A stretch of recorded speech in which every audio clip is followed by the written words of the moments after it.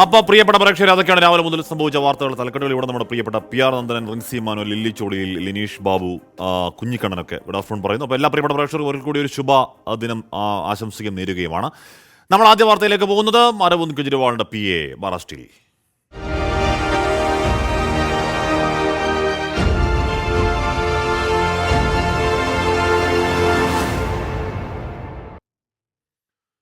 Aam Aadmi party MP Swathi മാലിവാളിനെ മർദ്ദിച്ചുവെന്ന പരാതിയിൽ ഡൽഹി മുഖ്യമന്ത്രി അരവിന്ദ് കെജ്രിവാളിന്റെ പേഴ്സണൽ അസിസ്റ്റന്റ് അറസ്റ്റിൽ. അരവിന്ദ് കെജ്രിവാളിന്റെ ഔദ്യോഗിക വസതിയിൽ നിന്നാണ് വിഭവ് കുമാറിനെ അറസ്റ്റ് ചെയ്തത്. മർദ്ദനത്തിൽ സ്വാതി മാലിവാളിന്റെ ശരീരത്തിൽ പരിക്കുകളെന്നാണ് മെഡിക്കൽ റിപ്പോർട്ട്. അച്യുതൻ വിവരങ്ങൾ. അച്യുതൻ, ഒരു മർദ്ദനം അല്ലെങ്കിൽ ഒരു ക്രൈം, അതിനെ തുടർന്നുള്ള സ്വാഭാവിക നടപടി എന്ന അറസ്റ്റ് എന്നൊന്നും അല്ലല്ലോ ഡൽഹിയിൽ. അതിൽ ഉറപ്പായും തെരഞ്ഞെടുപ്പ് കാലം, 25-ാം തീയതി തെരഞ്ഞെടുപ്പ്, രാഷ്ട്രീയമുണ്ട്. ഏത് രീതിയിൽ ഡൽഹിയിലെ പുതിയ അംഗം, പുതിയ പോർമുഖം പുരോഗമിക്കുന്നു അച്യുതൻ?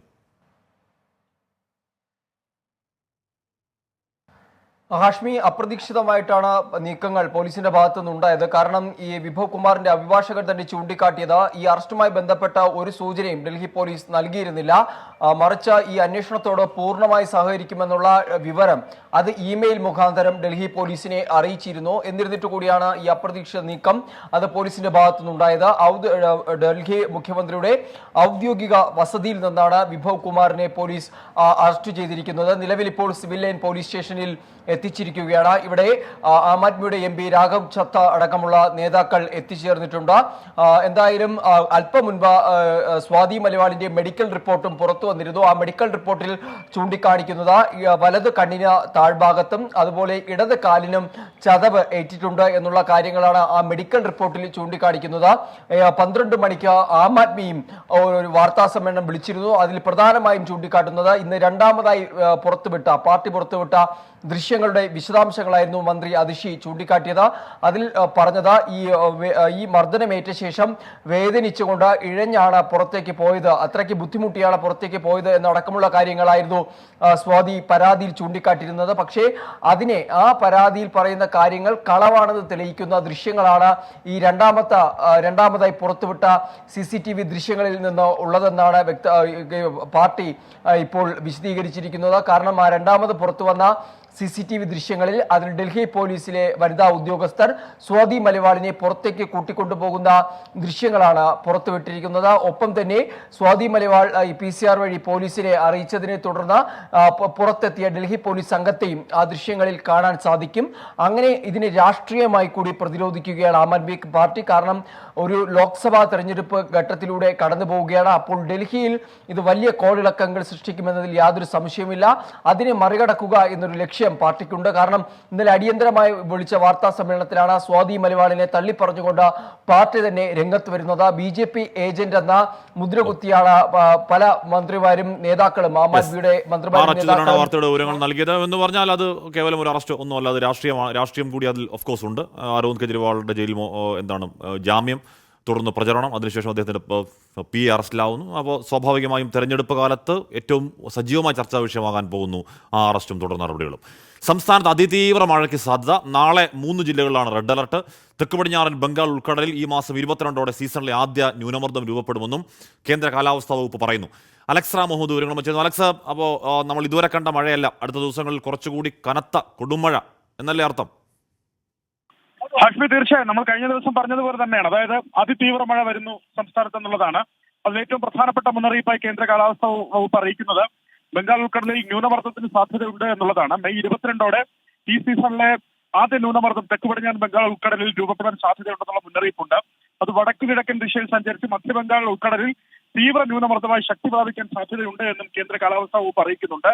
അതിന്റെ സ്വാധീനം സംസ്ഥാനത്തുണ്ടാകും. സംസ്ഥാനത്തേക്കുള്ള തെക്കു പടിഞ്ഞാറൻ കാറ്റ് അത് ശക്തമാകും. തുടർന്ന് സംസ്ഥാനത്തെ മഴ അതിതീവ്രമായി തന്നെ ലഭിക്കും അടുത്ത ദിവസങ്ങളിൽ എന്നാണ് കേന്ദ്ര കാലാവസ്ഥാ വകുപ്പ് അറിയിക്കുന്നത്. അതിൽ ഏറ്റവും പ്രധാനപ്പെട്ട ചില മുന്നറിയിപ്പുകൾ ഇങ്ങനെയാണ്. കണ്ണൂർ, കാസർഗോഡ് ഒഴികെയുള്ള 12 ജില്ലകളിൽ അടുത്ത 3 ദിവസം മഴ മുന്നറിയിപ്പ് നൽകിയിട്ടുണ്ട് എന്നുള്ളതാണ്. പത്തനംതിട്ട, കോട്ടയം, ഇടുക്കി ജില്ലകളിൽ നാളെയും മറ്റന്നാളും അതിതീവ്ര മഴയ്ക്കുള്ള സാധ്യതാ മുന്നറിയിപ്പായ റെഡ് അലർട്ട് പ്രഖ്യാപിച്ചിട്ടുണ്ട്. പത്തനംതിട്ട, ഇടുക്കി, ഒപ്പം മലപ്പുറം ജില്ലകളിൽ ഇന്ന് ഓറഞ്ച് അലർട്ട് പ്രഖ്യാപിക്കുകയും ചെയ്തിട്ടുണ്ട്. മറ്റു ജില്ലകളിൽ, അതായത് കണ്ണൂർ, കാസർഗോഡ് ഒഴികെയുള്ള മറ്റു ജില്ലകളിലെല്ലാം യെല്ലോ മുന്നറിയിപ്പ് നിലനിൽക്കുന്നുണ്ട്. തിരുവനന്തപുരം, കൊല്ലം, ആലപ്പുഴ, ഒപ്പം എറണാകുളം ജില്ലകളിൽ നാളെയും മറ്റന്നാളും ഓറഞ്ച് അലർട്ട് നിലനിൽക്കുന്നു. തൊട്ടടുത്ത ദിവസങ്ങളിലും സമാനമായി തന്നെ കൂടുതൽ ജില്ലകളിൽ അതിതീവ്ര മഴയ്ക്കുള്ള സാധ്യതാ മുന്നറിയിപ്പ് നൽകിയിട്ടുണ്ട്. എന്താണെങ്കിലും ശ്രദ്ധിക്കേണ്ട സമയമാണ്. പൊതുജനങ്ങളും അതുപോലെ സർക്കാർ സംവിധാനങ്ങളും ജാഗ്രത പാലിക്കണമെന്ന് ദുരന്ത നിവാരണ അതോറിറ്റി അറിയിക്കുന്നുണ്ട്. അതുമാത്രമല്ല, കേരള തീരത്ത് ഇനി ഒരു അറിയിപ്പുണ്ടാകുന്നതുവരെ മത്സ്യബന്ധനത്തിന് വിലക്കേർപ്പെടുത്തുകയും ചെയ്തിട്ടുണ്ട്. കാരണം ശക്തമായ കാറ്റിന് കടലിൽ സാധ്യതയുണ്ട്. മത്സ്യത്തൊഴിലാളികൾ ഈ മുന്നറിയിപ്പ് പാലിക്കണമെന്ന് ദുരന്ത നിവാരണ അതോറിറ്റി ആവർത്തിച്ച് വ്യക്തമാക്കുകയും ചെയ്യുന്നുണ്ട്. കേരള തീരത്തും തെക്കൻ തമിഴ്നാട് തീരത്തും ഉയർന്ന തിരമാലയ്ക്കും കടലാക്രമണത്തിന് കൂടി സാധ്യത നിലനിൽക്കുന്നുണ്ട്. ഹാഷ്മി, മലയോര മേഖല പ്രത്യേക ജാഗ്രത വേണം എന്നുള്ളതാണ്. ഉച്ചയ്ക്ക് ശേഷം ഇടിമിന്നലും കാറ്റോടും കൂടിയ മഴ മലയോര മേഖലയിൽ കനത്ത ഈ ദിവസങ്ങളിൽ എന്നുള്ളതാണ് പ്രധാനപ്പെട്ട മറ്റൊരു മുന്നറിയിപ്പ്. മുഹമ്മദാണ് അതിന്റെ വിവരങ്ങൾ നൽകിയത്. സംസ്ഥാനത്ത് മഴ കനക്കുമെന്നുള്ളതാണ്. എന്ന് പറഞ്ഞാൽ അതിതീവ്ര മഴയ്ക്ക് സാധ്യത എന്നാണ് കേന്ദ്ര കാലാവസ്ഥാ വകുപ്പിന്റെ മുന്നറിയിപ്പ്. പത്തനംതിട്ട, കോട്ടയം, ഇടുക്കി ജില്ലകളിൽ നാളെയും മറ്റന്നാളും റെഡ് അലർട്ടാണ്. കണ്ണൂർ, കാസർഗോഡ് ഒഴികെയുള്ള 12 ജില്ലകളിൽ അടുത്ത 3 ദിവസം മഴ മുന്നറിയിപ്പുണ്ട്. പത്തനംതിട്ട, ഇടുക്കി, മലപ്പുറം ജില്ലകളിൽ ഓറഞ്ച് അലർട്ടാണ്. എന്ന് പറഞ്ഞാൽ വലിയ കാറ്റ്, ഇടിമിന്നൽ, മഴക്കെടുതി ഒക്കെ ആൻറ്റിസിപ്പേറ്റ് ചെയ്യാവുന്നതാണ്. അപ്പോൾ പ്രിയപ്പെട്ട പ്രേക്ഷകരെ, റെഡ് അലർട്ടും ഓറഞ്ച് അലർട്ടും ഒക്കെ ഒന്ന് സൂക്ഷിച്ചിരിക്കണം. എന്തായാലും മഴ പെയ്യട്ടെ അല്ലേ. പെരുമ്പാവൂർ ജിഷ വധക്കേസിൽ പ്രതി അമീറുൽ ഇസ്ലാമിന്റെ വധശിക്ഷയ്ക്ക് അനുമതി തേടിക്കൊണ്ടുള്ള സർക്കാരിന്റെ അപേക്ഷയിൽ വിധി തിങ്കളാഴ്ച. കുറ്റമുക്തനാക്കണമെന്ന് ആവശ്യപ്പെട്ടുള്ള പ്രതിയുടെ അപ്പീലും ഹൈക്കോടതി വിധി പറയും. വിവരങ്ങളുമായി എസ് ശ്രീകാന്ത് ചേരുന്നു. ശ്രീകാന്ത്, 2016 സംഭവിച്ചതാണ്. 17, 18, 19, 20, 21, 22, 23, 24 8 വർഷങ്ങൾക്കിപ്പുറം ഹർജി വീണ്ടും കോടതിയിലേക്ക് എത്തുകയാണ്. ഹഷ്മി, നിലവിലിപ്പോൾ ഈ കേസ് അതിൽ വിസ്താരം ഏറെക്കുറെ പൂർത്തിയായി കഴിഞ്ഞു. അതായത് justice PB Suresh Kumar, S Manu എന്നിവരടങ്ങിയ ഡിവിഷൻ ബെഞ്ചാണ് ഇതിൽ വിധി പറയാൻ പോകുന്നത്. ഇതിൽ 2 കാര്യങ്ങളാണ് കോടതിയുടെ പരിഗണനയിൽ വന്നത്. ഒന്നാമത്തേത്, തന്നെ കുറ്റവിമുക്തനാക്കണം എന്ന പ്രതി അമീറുൽ ഇസ്ലാമിന്റെ ആവശ്യം, അതായിരുന്നു ഒന്നാമത്തേത്. 2, ഈ പ്രതിക്ക് വിധിച്ച വധശിക്ഷ അത് അനുമതി നൽകണം, വധശിക്ഷയ്ക്ക് അനുമതി നൽകണം എന്നുള്ള സർക്കാരിന്റെ അപേക്ഷ. ഈ 2 അപേക്ഷകളും കോടതി മുൻപാകെ എത്തി. ഹഷ്മി ചൂണ്ടിക്കാണിച്ചതുപോലെ 2016 ഏപ്രിൽ 28 രാത്രി 8:30 ഈ സംഭവം നടക്കുന്നത്. ഈ മരിച്ച ജിഷയുടെ അമ്മയാണ് പിന്നീട് ഈ മൃതദേഹം കണ്ടെത്തുന്നതും അത് പിന്നീട് വലിയ വിവാദമാവുകയും അതിൽ സുപ്രീം കോടതി വരെ കേസ് പോവുകയും ചെയ്തതാണ്. പിന്നീടാണ് ഹൈക്കോടതിയിലേക്ക് സർക്കാർ എത്തുന്നത്. വീണ്ടും ഈ വധശിക്ഷ അനന്തമായി നീട്ടരുത് എന്നാവശ്യപ്പെട്ട് മരിച്ച ജിഷയുടെ അമ്മയും ഇക്കാര്യം ആവശ്യപ്പെട്ടിരുന്നു. ഈ പശ്ചാത്തലത്തിലാണ് സർക്കാർ അപേക്ഷ നൽകിയത്. അതിന്മേൽ കോടതി തിങ്കളാഴ്ച വിധി പറയും. ജിഷ കേസിൽ നേരത്തെ വിചാരണ കോടതി കുറ്റക്കാരനെന്ന് കണ്ടെത്തിയ അമീറുൽ ഇസ്ലാമിന് എന്ത് ശിക്ഷ കിട്ടും, അത് വധശിക്ഷ തന്നെ നടത്താൻ കോടതി അനുവാദം നൽകുമോ എന്നുള്ളത് കാത്തിരുന്ന് കാണണം. അതോ ഇനി പ്രതി കുറ്റമുക്തനാക്കണം എന്നുള്ള പ്രതിയുടെ ആവശ്യം അംഗീകരിക്കുമോ? 2ഉം കോടതിയുടെ മുൻപിലുണ്ടായിരുന്നു. വിധി തിങ്കളാഴ്ചയാണ്. ഓക്കെ, ശ്രീകാന്താണ് വാർത്തയുടെ വിവരങ്ങൾ നൽകി. എന്തായാലും കുറ്റമുക്തനാക്കണമെന്ന് ആവശ്യപ്പെടുന്ന പ്രതിയുടെ ആവശ്യം, വധശിക്ഷ നടപ്പാക്കണമെന്ന പ്രോസിക്യൂഷൻ ആവശ്യം, 2 വരുമ്പോൾ തിങ്കളാഴ്ച ആ കേസിനെ സംബന്ധിച്ച് ക്രൂഷ്യൽ ദിവസമാണ്. അതായത് അരുൺ ജി മുട്ട പറയുന്നു, സർക്കാർ സംവിധാനങ്ങൾ മുൻകൈ എടുത്ത് പലയിടത്തും മഴക്കാലപൂർവ്വ ശുചീകരണ പ്രവർത്തനങ്ങൾ കൊണ്ടുപിടിച്ച് നടത്തുകയാണ്. ഇത്രനാൾ ഇവർ എന്ത് ചെയ്യുകയായിരുന്നു? മഴ പെയ്യുമ്പോഴാണോ മഴക്കാലപൂർവ്വ ശുചീകരണം? അത് നമ്മുടെ നാട്ടിലെ ആചാരമാണ്. അരുണെ, അതേ പറയാനുള്ളൂ. രക്തസാക്ഷി പട്ടികയിൽ ബോംബ് നിർമ്മാതാക്കളും.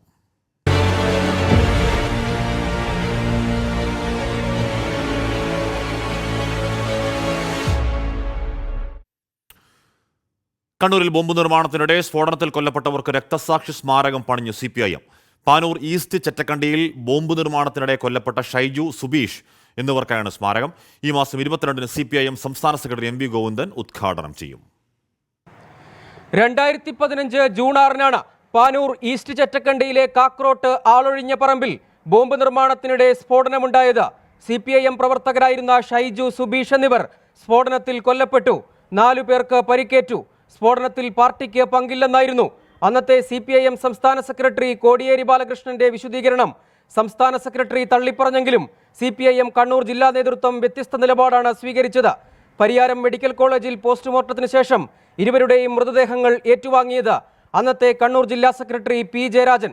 സംസ്കരിച്ചത് ഈസ്റ്റ് ചെറ്റക്കണ്ടി AKG നഗറിലെ പാർട്ടി വക ഭൂമിയിൽ. 2016 മുതൽ ഷൈജു, സുബീഷ് രക്തസാക്ഷി ദിനാചരണത്തിനും തുടക്കമിട്ടു. CPIM രക്തസാക്ഷികളുടെ ഔദ്യോഗിക പട്ടികയിലും ഇരുവർക്കും ഇടം നൽകി. RSS ആക്രമണങ്ങളെ പ്രതിരോധിക്കുന്നതിനിടെ രക്തസാക്ഷിത്വമെന്ന ഔദ്യോഗിക വിശദീകരണം. പാർട്ടി ഘടകങ്ങളിൽ നിന്ന് ധനസമാഹരണം നടത്തിയാണ് രക്തസാക്ഷി സ്മാരകത്തിന്റെ നിർമ്മാണം പൂർത്തീകരിച്ചത്. കഴിഞ്ഞ മാസം പാനൂർ മൂളിയത്തോട് ബോംബ് നിർമ്മിക്കുന്നതിനിടെയുണ്ടായ സ്ഫോടനത്തിൽ CPIM അനുഭാവിയായ ഷെറിൻ കൊല്ലപ്പെട്ടിരുന്നു. 24 കണ്ണൂർ. കോടിയേരി ബാലകൃഷ്ണൻ അതിൽ പാർട്ടിക്ക് ബന്ധമില്ല എന്നൊക്കെ പറഞ്ഞതാണ്. അപ്പോൾ അത് ഏത് രീതിയിൽ പാർട്ടി വിശദീകരിക്കാൻ പോകുന്നു എന്നൊക്കെ വരും മണിക്കൂറുകളിൽ അറിയട്ടെ. സോളാർ സമരത്തിൽ വിവാദം തീരുന്നില്ല.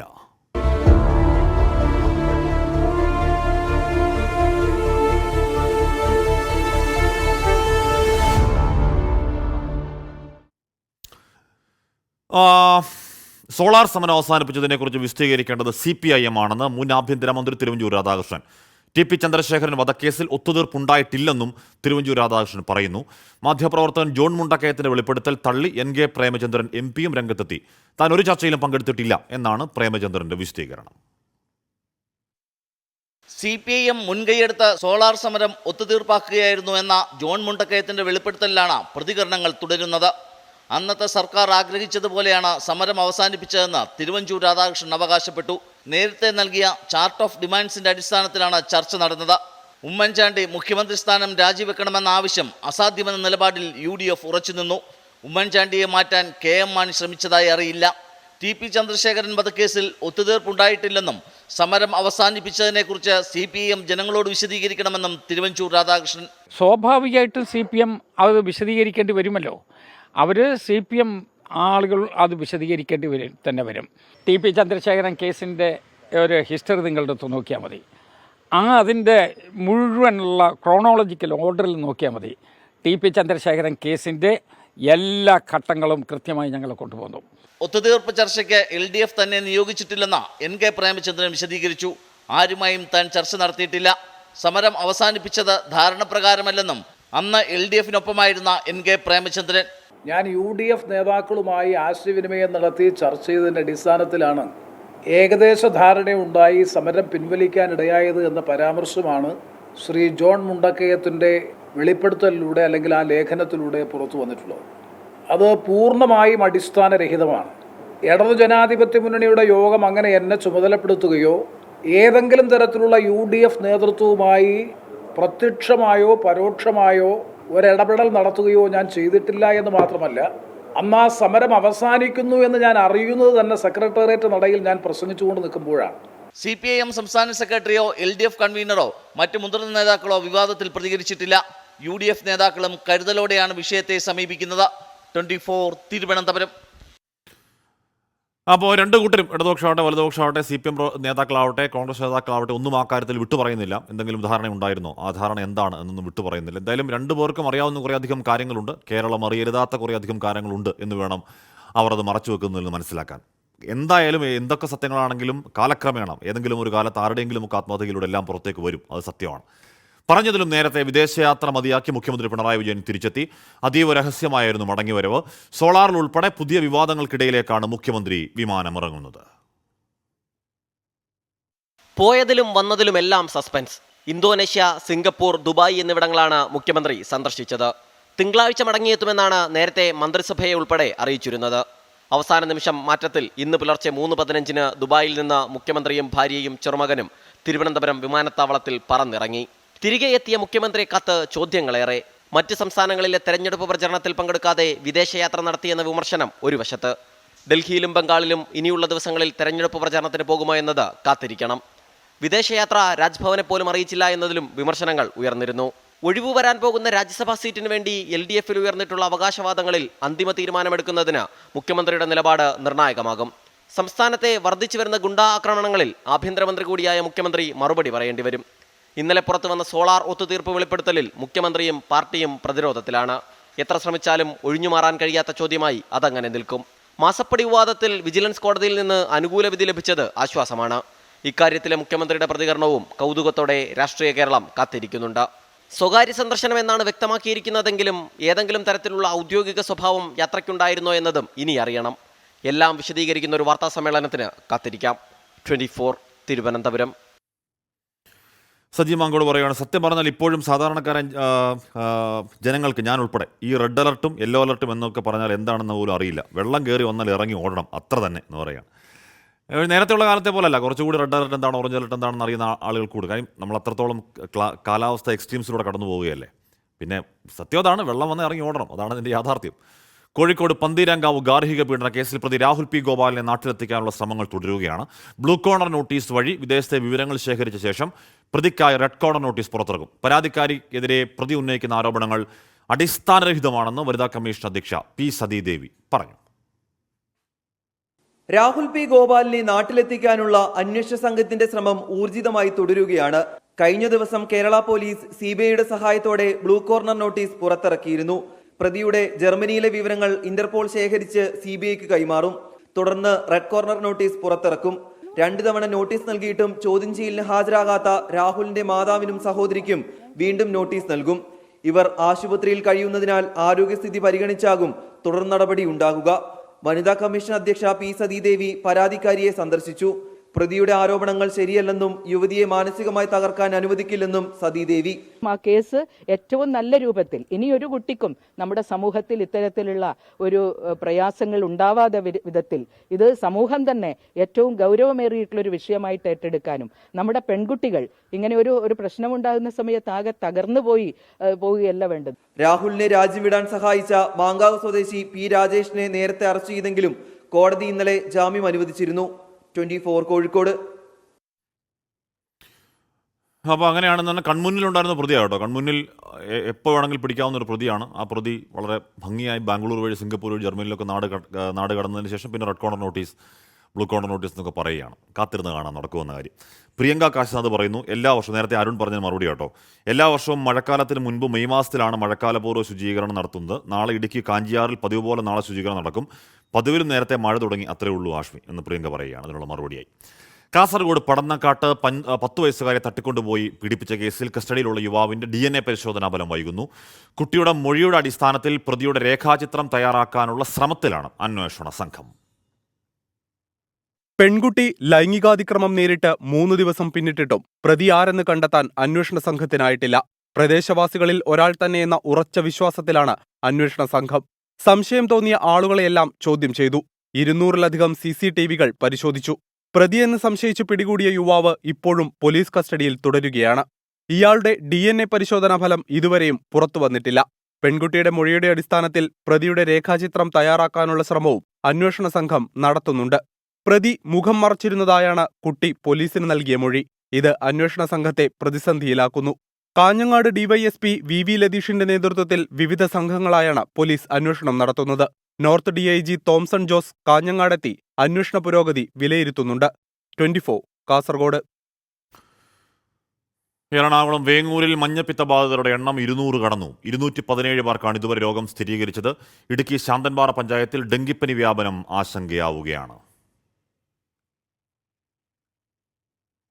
വേങ്ങൂരിൽ സ്ഥിതി നിയന്ത്രണ വിധേയമാണെന്ന ആരോഗ്യവകുപ്പ് ആവർത്തിക്കുമ്പോഴും രോഗബാധിതരുടെ എണ്ണം കൂടുകയാണ്. ഇതുവരെ രോഗം സ്ഥിരീകരിച്ചത് 217 പേർക്ക്. 51 പേർ ചികിത്സയിലുണ്ട്. 2 പേരുടെ നില ഗുരുതരം. ഇവരുടെ ചികിത്സയ്ക്കായുള്ള പണം കണ്ടെത്താൻ പഞ്ചായത്ത് ധനസമാഹരണം ആരംഭിച്ചു. ചെല്ലുമ്പോൾ തന്നെ എല്ലാവരും നല്ല സുമനസ്സുകൾ വളരെ നല്ല രീതിയിൽ തന്നെയാണ് അതിന് സപ്പോർട്ട് ചെയ്യുന്നത്. അപ്പൊ നമുക്കത് പരമാവധി കിട്ടുന്ന പൈസ നാളെ തന്നെ ഹോസ്പിറ്റലിൽ കിടക്കുന്ന ആളുകളിലേക്ക്, ICUവിൽ കിടക്കുന്ന കുടുംബത്തിലേക്ക് എത്തിക്കുക, അതാണ് നമ്മുടെ ലക്ഷ്യം. ഇടുക്കി ശാന്തൻപാറ പഞ്ചായത്തിൽ തോട്ടം തൊഴിലാളികൾ തിങ്ങിപ്പാർക്കുന്ന മേഖലയിൽ ഡെങ്കിപ്പനി സ്ഥിരീകരിച്ചു. രോഗലക്ഷണങ്ങളുമായി 20-ലധികം പേർ ചികിത്സയിലുണ്ട്. പ്രദേശത്തുനിന്ന് പ്രത്യേക മെഡിക്കൽ സംഘം പരിശോധന നടത്തും. പകർച്ചവ്യാധികൾ വ്യാപിക്കുന്ന പശ്ചാത്തലത്തിൽ സംസ്ഥാനത്തുടനീളം മഴക്കാലപൂർവ്വ ശുചീകരണം ഊർജിതമാക്കിയിട്ടുണ്ട്. 24 കൊച്ചി.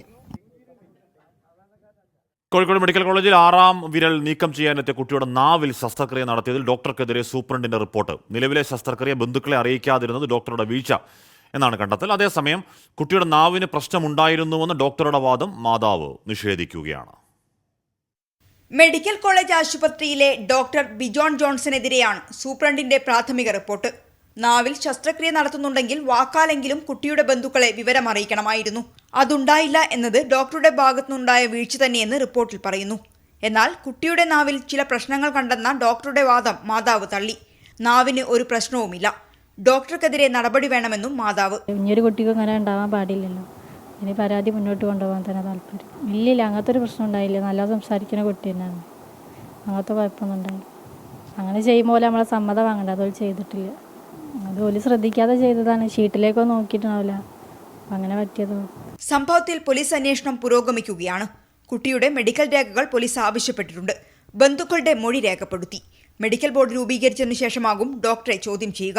24 കോഴിക്കോട്. എന്ന് പറഞ്ഞാൽ എത്ര മിടുക്കനായ ഡോക്ടർ ആണെന്നൊക്കെ പറഞ്ഞാലും പിഴവ് പറ്റിയാൽ നിരുപാധികം പിഴവ് പറ്റിയതാണ് എന്നങ്ങ് പറയുന്നതിന് പകരം എന്താണ് കുട്ടിയുടെ നാവിൽ പ്രശ്നമുണ്ടായിരുന്നു, അതുകൊണ്ട് മാതാപിതാക്കളെ അറിയിക്കാതെ അതുകൊണ്ട് അങ്ങ് കോംപ്ലിമെൻ്ററി ചെയ്തു എന്നൊക്കെ പറയണോ? ഇപ്പം തെറ്റ് പറ്റിപ്പോയി എന്നങ്ങ് പറഞ്ഞു കഴിഞ്ഞാൽ ആൾക്കാർക്ക് മനസ്സിലാവുന്നതല്ലേ ഉള്ളൂ. തിരുവനന്തപുരം ജില്ലാ കളക്ടറുടെ കുഴിനഖ ചികിത്സാ വിവാദത്തിൽ IAS അസോസിയേഷനെ തള്ളി ആരോഗ്യ പ്രിൻസിപ്പൽ സെക്രട്ടറിയുടെ റിപ്പോർട്ട്. കളക്ടറുടെ വസതിയിലേക്ക് ഡോക്ടറെ വിളിച്ചു വരുത്താം എന്ന IAS അസോസിയേഷന്റെ വാദം പ്രിൻസിപ്പൽ സെക്രട്ടറി അംഗീകരിച്ചില്ല. വിഷയം കൈകാര്യം ചെയ്തതിൽ എല്ലാവർക്കും വീഴ്ച സംഭവിച്ചുവെന്നും റിപ്പോർട്ടിൽ പറയുന്നു. കുഴിനഖം ചികിത്സിക്കാനായി ഡ്യൂട്ടി ഡോക്ടറെ വസതിയിലേക്ക് വിളിച്ചു വരുത്തിയ തിരുവനന്തപുരം ജില്ലാ കളക്ടർ ജെറോമിക് ജോർജിന്റെ നടപടിയാണ് വിവാദമായത്. ജെറോമിക് ജോർജിനെ ന്യായീകരിച്ച് IAS അസോസിയേഷൻ രംഗത്തെത്തിയിരുന്നു. കളക്ടറുടെ വസതിയിലേക്ക് ഡോക്ടറെ ഏതു സാഹചര്യത്തിലും വിളിച്ചു വരുത്താം എന്നാണ് IAS അസോസിയേഷന്റെ വാദം. ഇക്കാര്യം ആരോഗ്യ പ്രിൻസിപ്പൽ സെക്രട്ടറി APM മുഹമ്മദ് ഹനീഷിന്റെ റിപ്പോർട്ടിൽ തള്ളുന്നു. വിഷയം അവധാനതയോടെ കൈകാര്യം ചെയ്യുന്നതിൽ എല്ലാവർക്കും വീഴ്ച സംഭവിച്ചു. DMO തിരക്കില്ലാത്ത ഡോക്ടറെ കണ്ടെത്തി കളക്ടറുടെ വീട്ടിലേക്ക് അയക്കണമായിരുന്നു. പകരം ജനറൽ ആശുപത്രിയിൽ ഡ്യൂട്ടിയിലുണ്ടായിരുന്ന ഡോക്ടറെയാണ് കളക്ടറുടെ വസതിയിൽ പോകാനായി സൂപ്രണ്ട് നിയോഗിച്ചത്. കളക്ടറുടെ രോഗവിവരം ഡോക്ടർമാർ പുറത്തു പറഞ്ഞത് ശരിയായില്ലെന്നും റിപ്പോർട്ടിൽ പരാമർശമുണ്ട്. തിരുവനന്തപുരം കളക്ടറുടെ നടപടി വിവാദമായതിനു പിന്നാലെ പ്രാഥമിക അന്വേഷണം നടത്തി സംഭവത്തിന്റെ വസ്തുത അറിയിക്കാൻ ചീഫ് സെക്രട്ടറി ആരോഗ്യ പ്രിൻസിപ്പൽ സെക്രട്ടറിയെ ചുമതലപ്പെടുത്തിയിരുന്നു. ഇതനുസരിച്ചാണ് മുഹമ്മദ് ഹനീഷ് റിപ്പോർട്ട് തയ്യാറാക്കി ചീഫ് സെക്രട്ടറി V വേണുവിന് കൈമാറിയത്. 24 തിരുവനന്തപുരം. ഹരിയാനയിൽ ബസ്സിൽ തീപിടിച്ച് 9 പേർ മരിച്ചു, 20 പേർക്കാണ് പരിക്ക്. കുണ്ട്ലി മാനേസർ പൽവാൽ എക്സ്പ്രസ് വേയിലാണ് അപകടമുണ്ടായത്. വൃന്ദാവനിൽ നിന്ന് മടങ്ങുന്ന തീർത്ഥാടകർ സഞ്ചരിച്ച ബസ്സാണ് അപകടത്തിൽപ്പെട്ടത്. ബൽറാം നുരങ്ങാടി വിവരങ്ങളുമായി. ബൽറാം, 60ഓളം പേരുണ്ടായിരുന്ന ബസ്സാണ്. മരണം ഉയരും എന്ന് ആശങ്കപ്പെടേണ്ടതുണ്ടോ? ഹാഷ്മി, നിലവിലിപ്പോൾ 9 പേര് മരിച്ചതായാണ് ഏറ്റവും ഒടുവിൽ ലഭിച്ചിരിക്കുന്ന റിപ്പോർട്ട്. 60ഓളം പേർ സഞ്ചരിച്ച ബസ്സിലാണ് തീപിടുത്തമുണ്ടായത്. ഈ ബസ്സിലുണ്ടായിരുന്നത് ഒരു കുടുംബത്തിൽ നിന്നുള്ള 60 പേരായിരുന്നു. ഇവർ തീർത്ഥയാത്രയ്ക്കായി മധുര, വൃന്ദാവൻ എന്നിവിടങ്ങളിൽ തീർത്ഥയാത്ര പൂർത്തിയാക്കി പഞ്ചാബിലുള്ള വീട്ടിലേക്ക് മടങ്ങും വഴിയാണ് ഈ ബസ്സിന് തീപിടുത്തമുണ്ടായത്. ഈ ബസ് ഡ്രൈവർ തീപിടുത്തത്തെ കുറിച്ച് അയാൾ ശ്രദ്ധിച്ചിരുന്നില്ല. തുടർന്ന് ഈ റോഡിൽ ഒപ്പമെത്തിയ ഒരു ബൈക്ക് യാത്രികനാണ് ബസ്സിന് പുറകുവശത്ത് തീയും പുകയും ഉയരുന്നതായി അറിയിച്ചത്. തുടർന്ന് ബസ് നിർത്തിയെങ്കിലും അപ്പോഴേക്കും ആളി പടരുകയായിരുന്നു തീ. തുടർന്ന് മറ്റുള്ളവരെ നാട്ടുകാർ ഉൾപ്പെടെയുള്ളവർ രക്ഷപ്പെടുത്തി ഫയർഫോഴ്സിനെ വിവരം അറിയിച്ചെങ്കിലും 3 മണിക്കൂർ കഴിഞ്ഞ് മാത്രമാണ് ഫയർഫോഴ്സ് എത്തിയത് എന്നാണ് പരാതി ഉയർന്നിരിക്കുന്നത് നാട്ടുകാരുടെ ഭാഗത്തു നിന്നും. ചികിത്സയിൽ ഇപ്പോൾ 20ഓളം പേരാണ് ഉള്ളത്. ഇവരിൽ ചിലരുടെ ആരോഗ്യനില ഗുരുതരമാണ് എന്നാണ് ആശുപത്രി അധികൃതർ അറിയിക്കുന്നത്. രാഷ്ട്രപതി ദ്രൗപദി മുർമു അടക്കമുള്ളവർ ഈ അപകടത്തിൽ അനുശോചനം രേഖപ്പെടുത്തിയിട്ടുണ്ട്. അപകടത്തിൽപ്പെട്ടവർക്ക് ചികിത്സ നൽകാൻ ആവശ്യമായ എല്ലാ നിർദ്ദേശങ്ങളും നൽകിയതായാണ് ഹരിയാന സർക്കാർ അറിയിക്കുന്നത്. ഹാഷ്മി. ബൽറാം നുരങ്ങാടിയാണ് ആ വാർത്തയുടെ വിവരങ്ങൾ നൽകിയത്. വലിയ അപകടമാണ്. 60 പേരോളം ബസ്സിലുണ്ടായിരുന്നു. 8 പേർ നേരത്തെ മരിച്ചു എന്നാണ്. അല്പസമയം മുമ്പ് ഒരാൾ കൂടി മരിച്ചത് 9 ആയത്. തീപിടുത്തമായതുകൊണ്ട് തന്നെ എത്രത്തോളം വലിയ അളവിൽ അപകടം മാറുന്നു എന്ന് വരും മണിക്കൂറിൽ അറിയാൻ കഴിയും. തിരികെ എത്താൻ പ്രിയപ്പെട്ട പ്രേക്ഷകരെ, അപ്പോൾ നമ്മൾ നമ്മുടെ വാർത്തായാത്ര തുടരുന്നു. ലോക്സഭാ തെരഞ്ഞെടുപ്പിന് 5ാം ഘട്ടത്തിനുള്ള പരസ്യ പ്രചാരണം ഇന്ന് അവസാനിക്കും. 6 സംസ്ഥാനങ്ങളിലും 2 കേന്ദ്രഭരണ പ്രദേശങ്ങളിലുമായി 49 സീറ്റുകളിലേക്കാണ് തിങ്കളാഴ്ച വോട്ടെടുപ്പ്. മമതാ ബാനർജിക്കെതിരായ പരാമർശത്തിൽ മുതിർന്ന നേതാവ് ആധിർ രഞ്ജൻ ചൗധരി AICC അധ്യക്ഷൻ മല്ലികാർജ്ജുൻ ഖാർഗെ താക്കീത് ചെയ്തു. പ്രധാനമന്ത്രി മോദിയുടെ വിവാദ പ്രസംഗത്തിൽ ഡൽഹി ഹൈക്കോടതി പോലീസിനോട് റിപ്പോർട്ടും തേടി. ബീഹാർ, ജമ്മു കശ്മീർ, ജാർഖണ്ഡ്, ലഡാക്ക്, മഹാരാഷ്ട്ര, ഒഡീഷ, ഉത്തർപ്രദേശ്, പശ്ചിമ ബംഗാൾ എന്നിവിടങ്ങളിലായി 49 മണ്ഡലങ്ങളിലാണ് ഇന്ന് പ്രചാരണം അവസാനിക്കുക. 695 സ്ഥാനാർത്ഥികളാണ് മത്സരരംഗത്തുള്ളത്. അമേഠി, റായ്ബറേലി മണ്ഡലങ്ങളാണ് 5ാം ഘട്ടത്തിന്റെ ശ്രദ്ധാകേന്ദ്രം. രാഹുൽ ഗാന്ധി, രാജ്നാഥ് സിംഗ്, പീയൂഷ് ഗോയൽ, സ്മൃതി ഇറാനി, ചിരാഗ് പസ്വാൻ, രാജീവ് പ്രതാപ് റൂഡി, ഒമർ അബ്ദുള്ള തുടങ്ങിയവരാണ് 5ാം ഘട്ടത്തിൽ ജനവിധി തേടുന്ന പ്രമുഖർ. പ്രധാനമന്ത്രി നരേന്ദ്രമോദിയും കോൺഗ്രസ് നേതാവ് രാഹുൽ ഗാന്ധിയും 6ാം ഘട്ട മേഖലകളിൽ പ്രചാരണത്തിന് ഇന്ന് തുടക്കമിടും. നോർത്ത് ഈസ്റ്റ് ഡൽഹി മണ്ഡലത്തിൽ മനോജ് തിവാരിക്ക് വേണ്ടിയാണ് പ്രധാനമന്ത്രി പ്രചാരണ റാലി നടത്തുക. ഹരിയാനയിലെ അംബാലയിലും സോനിപ്പത്തിലുമായി 2 റാലികളിലും പ്രധാനമന്ത്രി പങ്കെടുക്കും. ചാന്ദിനി ചൌക്ക് മണ്ഡലത്തിലാണ് രാഹുൽ ഗാന്ധി പ്രചാരണം നടത്തുക. ബംഗാൾ മുഖ്യമന്ത്രി മമതാ ബാനർജിക്കെതിരായ പരാമർശത്തിൽ കോൺഗ്രസ് അധ്യക്ഷൻ മല്ലികാർജ്ജുൻ ഖർഗെ ബംഗാൾ PCC അധ്യക്ഷൻ അധിർ രഞ്ജൻ ചൗധരിയെ താക്കീത് ചെയ്തു. नेचुरली वो गठबंधन के साथ है, ये स्पष्ट है. अब रही बात अधीर रंजन चौधरी की, अधीर रंजन चौधरी निर्णय लेने वाले नहीं, निर्णय लेने वाले हम हैं. कांग्रेस पार्टी है, हाईकमांड है, इसीलिए वो हम जो निर्णय लेंगे वही सही होगा. രാജസ്ഥാനിലെ ബൻസോഡയിൽ പ്രധാനമന്ത്രി മോദിയുടെ വിദ്വേഷ പ്രസംഗത്തിനെതിരായ പരാതിയിൽ ഡൽഹി ഹൈക്കോടതി പോലീസിനോട് റിപ്പോർട്ട് തേടി. ഡൽഹി സ്വദേശിയായ കുർബാൻ അലി നൽകിയ പരാതിയിലാണ് നടപടി. 24 ഡൽഹി. ബഷീർ കെ എന്ന പ്രേക്ഷകൻ പറയുന്നു, ബസ്സിന് തീപിടിച്ച വാർത്ത കേൾക്കുമ്പോൾ എൻ്റെ സഹപാഠി ഷിബലുദ്ദീനെ ഓർമ്മ വരുന്നു. വർഷങ്ങൾക്ക് മുമ്പ് മലപ്പുറം പൂക്കിപ്പറമ്പിൽ നടന്ന ബസ് അപകടത്തിൽ അവനടക്കം 52 പേരാണ് ബന്ധു മരിച്ചതെന്ന് പറയുകയാണ്. 52 എന്ന കണക്ക് 44 എന്നെൻ്റെ ഓർമ്മ. 2001 ബഷീർ? എന്തായാലും അങ്ങനെ എത്ര കേരളത്തിൻ്റെ ഓർമ്മയിൽ നിന്ന് മാറാൻ നിൽക്കുന്ന എത്ര വലിയ അപകടങ്ങളല്ലേ. താരപരിവേഷമുള്ള ഒരു പുതുമുഖത്തെയാണ് മുംബൈയിലെ നോർത്ത് സെൻട്രൽ മണ്ഡലത്തിൽ BJP ഇത്തവണ ലോക്സഭാ സ്ഥാനാർത്ഥിയാക്കിയത്. 2008 മുംബൈ ഭീകരാക്രമണം ഉൾപ്പെടെ രാജ്യം സാക്ഷ്യം വഹിച്ച വമ്പൻ കേസുകളിൽ പബ്ലിക് പ്രോസിക്യൂട്ടറായ ഉജ്ജ്വൽ നിഗമാണ് ആ സ്ഥാനാർത്ഥി. ജീവിതത്തിലെ പുതിയ ഇന്നിംഗ്സാണിതെന്നും ജനങ്ങളോട് ചേർന്ന് നിന്ന് പ്രവർത്തിക്കുമെന്നും ഉജ്ജ്വൽ 24 പറയുന്നു.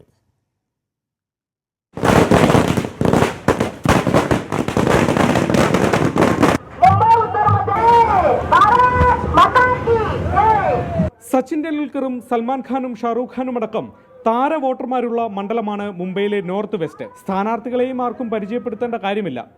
1993, 2008 ഭീകരാക്രമണം, ഗുൽഷൻ കുമാർ കൊലക്കേസ്, പ്രമോദ് മഹാജൻ വധം, അങ്ങനെ രാജ്യം ശ്രദ്ധയോടെ കണ്ട കേസുകളിൽ സ്പെഷ്യൽ പബ്ലിക് പ്രോസിക്യൂട്ടറായിരുന്നു BJP കളത്തിലിറക്കിയ Ujjwal Nigam. It is a second inning of my life. There is a complete reformation also.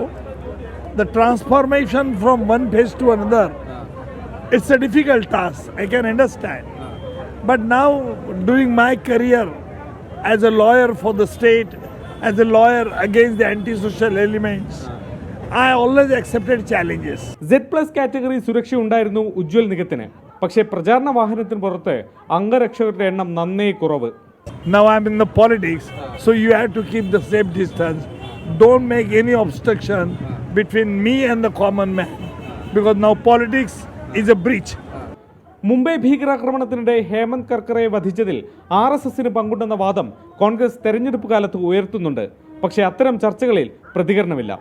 Pramod മഹാജന്റെ മകൾ പൂനം മഹാജനെ മാറ്റിയാണ് നിഗത്തെ BJP ഇറക്കിയത്. ധാരാവി MLA വർഷ ഗേഗ്വാദാണ് കോൺഗ്രസ് സ്ഥാനാർത്ഥി. 4.5 ലക്ഷം വരുന്ന മുസ്ലിം വോട്ടുകൾ നിലവിലെ സാഹചര്യത്തിൽ വർഷയ്ക്ക് അനുകൂലമാവുമെന്നാണ് കണക്കുകൂട്ടൽ. സിറ്റിംഗ് സീറ്റിൽ ജയിക്കാൻ BJPക്ക് കൂടുതൽ വിയർക്കേണ്ടി വന്നേക്കും. അവസാന മണിക്കൂറുകളിൽ പരമാവധി വോട്ടർമാരെ നേരിൽ കണ്ട് വോട്ടുറപ്പിക്കാനുള്ള തിരക്കിലാണ് ഉജ്ജ്വൽ നിഗം. മുംബൈയിൽ നിന്നും വരുൺ വി നായർക്കൊപ്പം ശ്രീനാഥ് ചന്ദ്രൻ, 24. അരുൺ പറയുന്നുണ്ട്, തിരുവനന്തപുരം നഗരത്തിൽ ആകാശ മേഘാവൃതം, മൂടിക്കെട്ടിയ കാലാവസ്ഥയാണ്. വലിയ മഴ വരുന്നുണ്ടെന്ന് തോന്നുന്നു. എന്ന് പറഞ്ഞാൽ വലിയ കനത്ത മഴയാണ് കാലാവസ്ഥാ പ്രവചനം. മഴ പെയ്യാൻ തന്നെയാണ്. സാമ്പത്തിക പ്രതിസന്ധി സപ്ലൈകോ ഔട്ട്ലെറ്റുകളുടെ പ്രവർത്തനത്തെ ബാധിക്കുന്നു. എറണാകുളത്തെ സപ്ലൈകോ ഹൈപ്പർ മാർക്കറ്റിന്റെ 1ാം നില പൂട്ടി. സാധനങ്ങളില്ലാത്തതാണ് ഔട്ട്ലെറ്റ് ഒറ്റ നിലയിലേക്ക് ചുരുക്കാനുള്ള കാരണം. കടക്കണിയിൽ പിടിച്ചു നിൽക്കാൻ പാടുപെടുന്ന സപ്ലൈകോയോട് കരാറുകാർ മുഖം തിരിച്ചതോടെയാണ് പ്രതിസന്ധി. കുടിശ്ശിക പെരുകിയതിനാൽ സ്ഥിരം കരാറുകാർ പോലും സപ്ലൈകോയ്ക്ക് സാധനങ്ങൾ നൽകുന്നില്ല.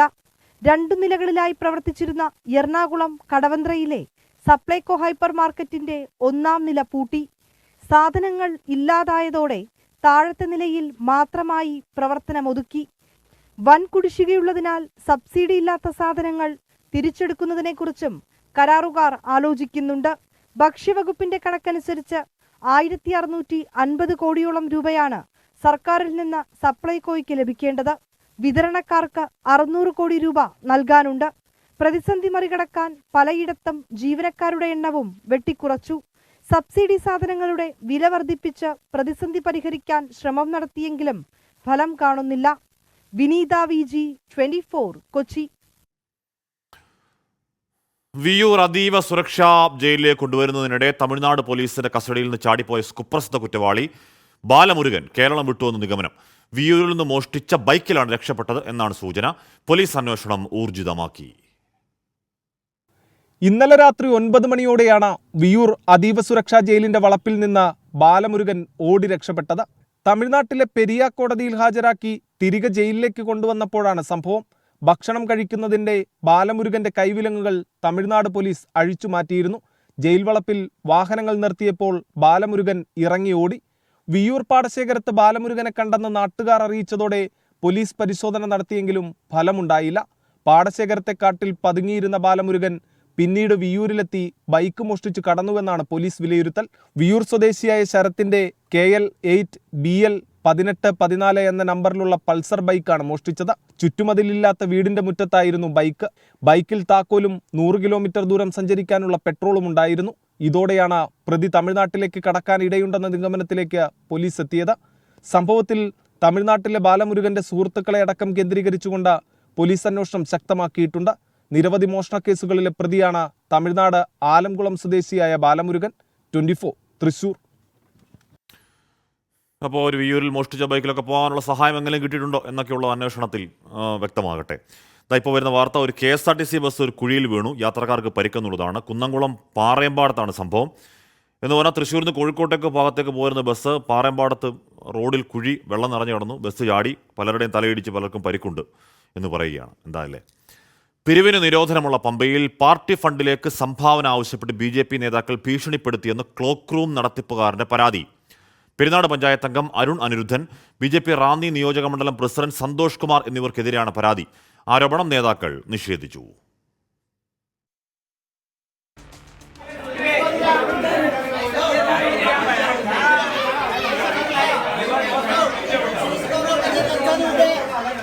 ക്ലോക്ക് റൂം കരാറുകാരൻ അമിതമായി പണം ഈടാക്കുന്നുവെന്ന് ആരോപിച്ച തീർത്ഥാടകർ ഇന്നലെ വൈകിട്ടോടെ ബഹളം വെച്ചിരുന്നു. ഇവരെ BJP നേതാക്കളായ അരുൺ അനിരുദ്ധനും റാന്നി നിയോജകമണ്ഡലം പ്രസിഡന്റ് സന്തോഷ് കുമാറും പറഞ്ഞുവിട്ടതാണെന്നാണ് കരാറുകാരൻ സുനിൽകുമാറിന്റെ ആരോപണം.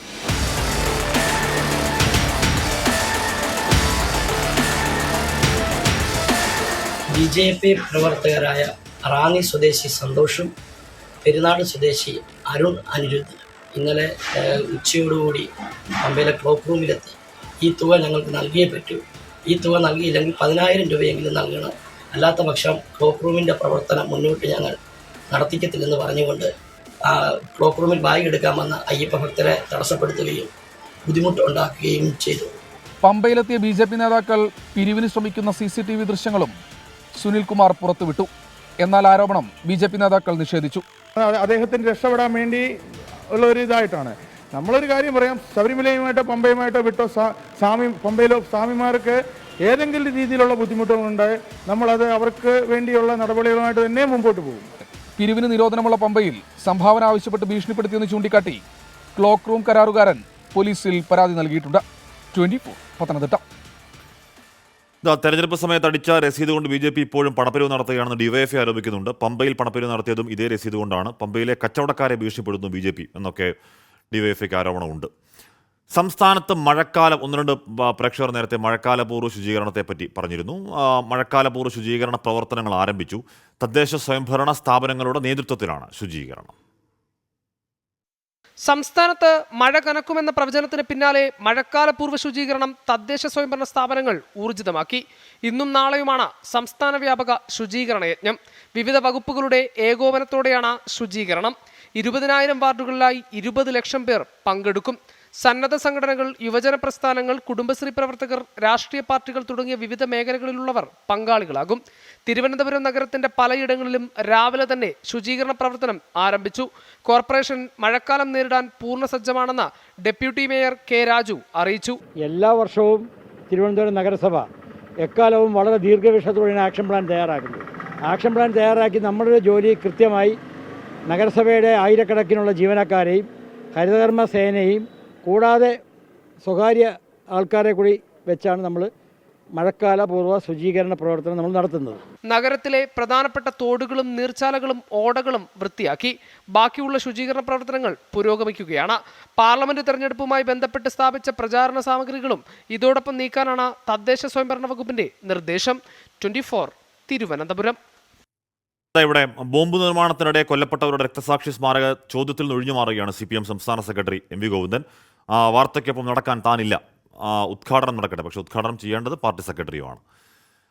മറ്റൊരു വാർത്ത, കൊച്ചി എളമക്കരയിലെ ലോഡ്ജിൽ നിന്ന് ലഹരി സംഘം പിടിയിൽ. 5 പേരാണ് പിടിയിലായത്. കഞ്ചാവ്, കൊക്കൈൻ, MDMA തുടങ്ങിയ ലഹരി പദാർത്ഥങ്ങൾ കണ്ടെടുത്തു. വിവരങ്ങളുമായി അശ്വിൻ പാലാഴി. അശ്വിൻ, ആ ദൃശ്യങ്ങളിൽ നിന്ന് മനസ്സിലാക്കാം ചെറിയ കുട്ടികളാണ്. ഇത് കഷ്ടമല്ലേ? തീർച്ചയായും ഹാഷ്മി, എല്ലാവരും 18 വയസ്സിന് മുകളിലുള്ളവരാണ്. അതിൽ ഒരു പെൺകുട്ടി, അൽക്ക ബോണി എന്ന് പറയുന്ന പെൺകുട്ടിയുടെ നേതൃത്വത്തിലാണ് കഴിഞ്ഞ മാസങ്ങളായി എളമക്കരയുടെ ലോഡ്ജ് കേന്ദ്രീകരിച്ച് ഈ ലഹരി കച്ചവടം നടന്നു വരുന്നത്. അൽക്ക ഒരു മോഡലാണ്. കഴിഞ്ഞ 2 വർഷക്കാലമായി മോഡലിംഗ് രംഗത്ത് സജീവമായി പ്രവർത്തിക്കുന്ന യുവതിയാണ്.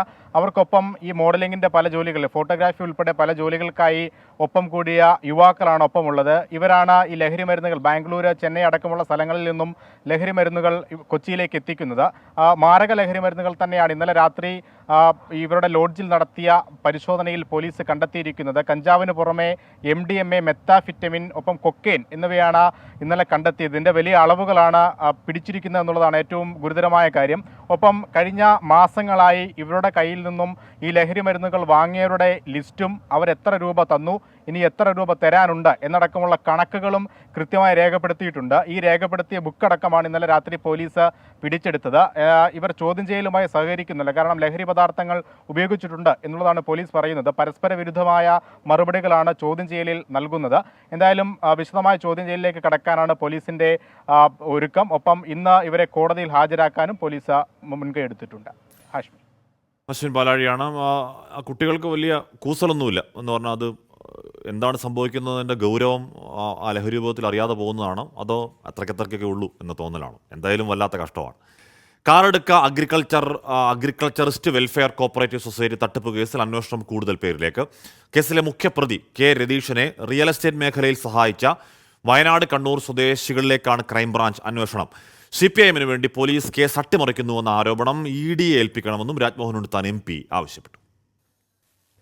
Karadka agriculturist welfare cooperative society തട്ടിപ്പ് കേസിൽ കൂടുതൽ പ്രതികൾ ഉൾപ്പെട്ടതായാണ് അന്വേഷണ സംഘം നൽകുന്ന വിവരം. കേസിലെ പ്രധാന പ്രതികളായ CPIM ലോക്കൽ കമ്മിറ്റി അംഗവും ബാങ്ക് സെക്രട്ടറിയുമായ K. രതീശൻ, ഇയാളുടെ സുഹൃത്ത് കണ്ണൂർ താണ സ്വദേശി ജബ്ബാർ എന്നിവരെ കൂടാതെ ഇവരെ റിയൽ എസ്റ്റേറ്റ് മേഖലയിൽ സഹായിച്ച പയ്യന്നൂർ, വയനാട് സ്വദേശികളിലേക്കാണ് അന്വേഷണം നീങ്ങുന്നത്. ബാങ്കിൽ നിന്ന് തട്ടിയെടുത്ത പണം ഇവരുടെ അക്കൗണ്ടിൽ നിക്ഷേപിച്ചെന്നും പോലീസ് കണ്ടെത്തിയിട്ടുണ്ട്. രതീശനും ജബ്ബാറിനുമായി അന്വേഷണ സംഘം കർണാടക, ഗോവ സംസ്ഥാനങ്ങളിൽ തെരച്ചിൽ തുടരുകയാണ്. ഇതിനിടെ അന്വേഷണം തൃപ്തികരമല്ലെന്നും കേസ് EDക്ക് വിടണമെന്നും രാജ്മോഹൻ ഉണ്ണിത്താൻ MP ആവശ്യപ്പെട്ടു. കോൺഗ്രസ് സഹകരണ മേഖല ജോയിന്റ് രജിസ്ട്രാറുടെ ഓഫീസിലേക്ക് മാർച്ച് നടത്തി.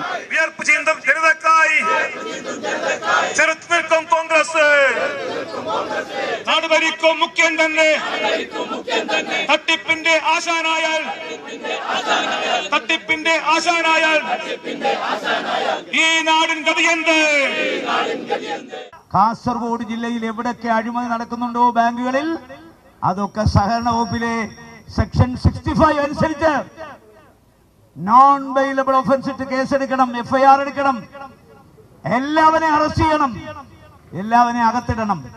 ബാങ്കിൽ 3 വർഷമായി തട്ടിപ്പ് നടന്നത് CPIM നേതൃത്വത്തിന്റെ അറിവോടെ എന്നാരോപിച്ച് BJP കാറടുക്ക അഗ്രികൾച്ചറിസ്റ്റ് വെൽഫെയർ സൊസൈറ്റിക്ക് മുന്നിൽ ധർണ സംഘടിപ്പിച്ചു. പ്രതിഷേധം BJP സംസ്ഥാന സെക്രട്ടറി K. ശ്രീകാന്ത് ഉദ്ഘാടനം ചെയ്തു. 24 കാസർഗോഡ്. കുറേ നാളായി കേൾക്കാതിരിക്കുകയായിരുന്നു പട്ടയപ്പ. വീണ്ടും ഇടുക്കി കല്ലാറിലെ മാലിന്യ പ്ലാന്റിലെത്തി. ആന പ്ലാസ്റ്റിക് മാലിന്യം തിന്നുന്നതിന്റെ ദൃശ്യങ്ങൾ പുറത്തുവന്നു. അതിരപ്പള്ളി വെറ്റിലപ്പാറയിൽ റോഡിൽ കാട്ടാന ഇറങ്ങിയതോടെ ഏറെ നേരം ഗതാഗതം തടസ്സപ്പെടുകയും ചെയ്തു.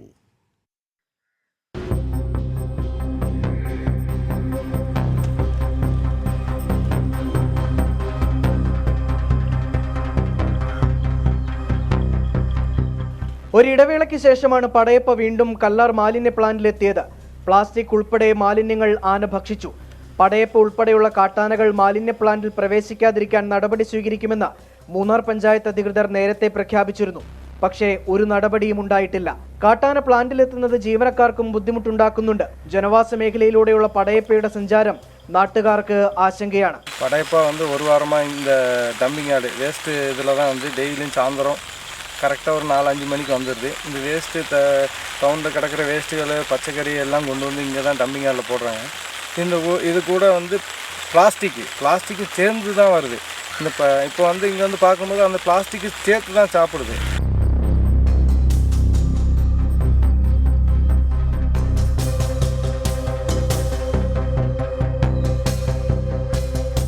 അതിരപ്പള്ളി വെറ്റിലപ്പാറ ചിക്ലായി പെട്രോൾ പമ്പിന് സമീപമാണ് കാട്ടാന ഇറങ്ങിയത്.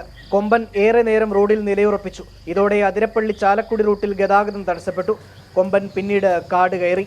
24 ഇടുക്കി. ട്രെയിൻ ഇടിച്ച് കാട്ടാനകൾ ചരിയുന്നത് തടയാനും ഇനി നിർമ്മിത ബുദ്ധിയുടെ സഹായം. അപകടങ്ങൾ കുറയ്ക്കാൻ AI സാങ്കേതികവിദ്യയിൽ പ്രവർത്തിക്കുന്ന ഗജരാജ പദ്ധതി നടപ്പാക്കാനാണ് റെയിൽവേയുടെ തീരുമാനം. വന്യമൃഗങ്ങളുടെ നീക്കം തുടർച്ചയായി നിരീക്ഷിക്കാൻ കഴിയും വണ്ണം 32 കിലോമീറ്റർ ദൂരപരിധിയിലാണ് പുതിയ സംവിധാനം ഏർപ്പെടുത്തുക. കഴിഞ്ഞ ഒരു മാസത്തിനിടെ മാത്രം 2 കാട്ടാനകളാണ് കോട്ടേക്കാട് ഭാഗത്ത് ട്രെയിൻ ഇടിച്ച് ചെരിഞ്ഞത്. മുൻ വർഷങ്ങളിലെ കൂടി കണക്കെടുക്കുമ്പോൾ എണ്ണം വീണ്ടും ഉയരും. ഈ സാഹചര്യത്തിലാണ് AI സംവിധാനം ഉപയോഗപ്പെടുത്തി പല ഡിവിഷനുകളിലും നടത്തി വിജയിച്ച സംവിധാനം പാലക്കാട്ടും ഏർപ്പെടുത്തുന്നത്.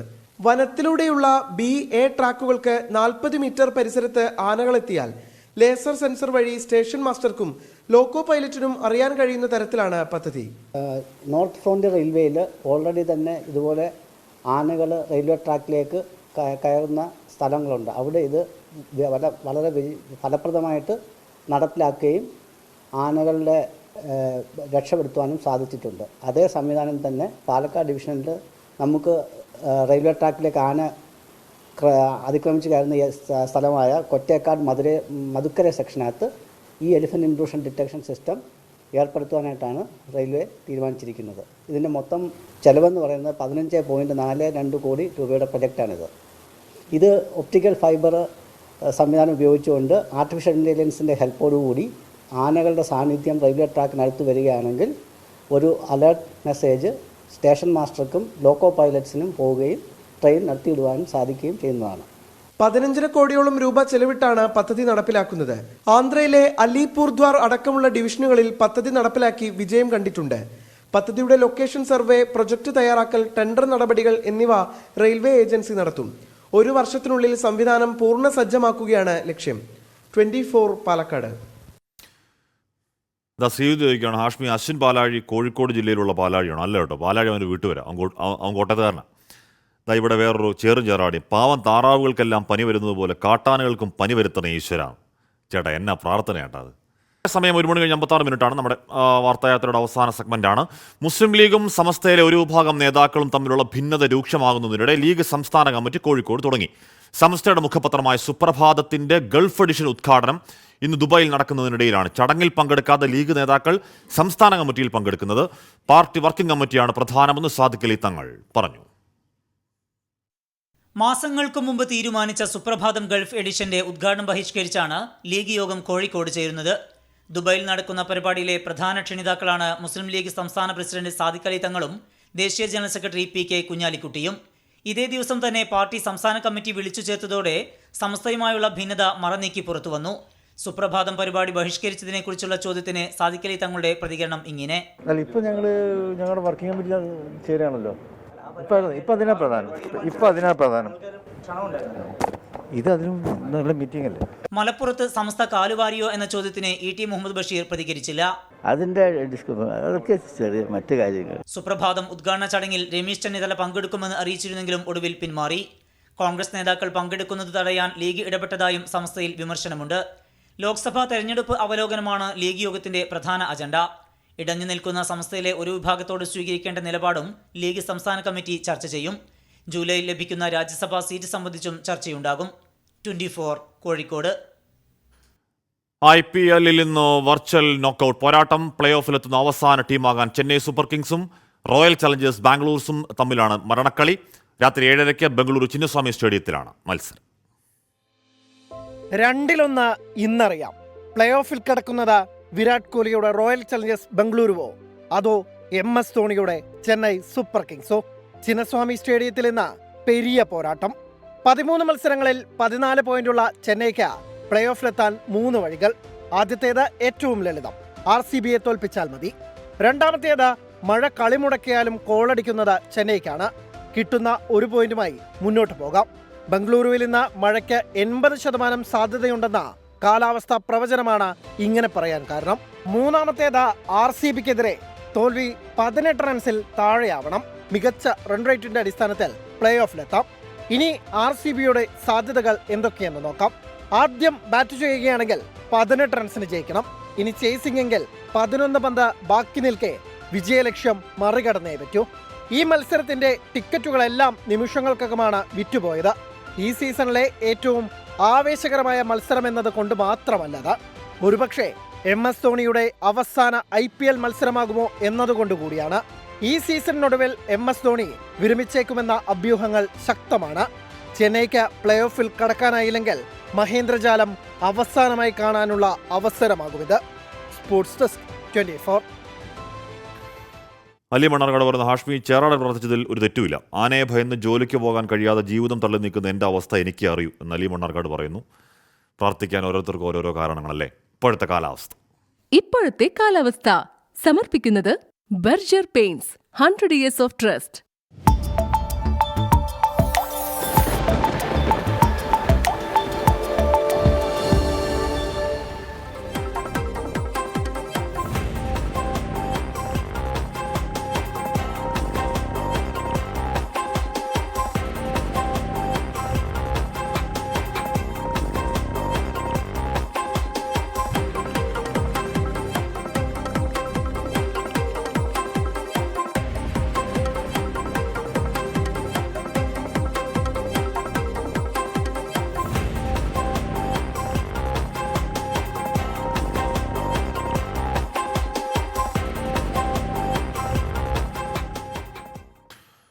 അപ്പോൾ നമ്മുടെ വാർത്തായാത്ര തൽക്കാലം പൂർണ്ണമാവുന്നു.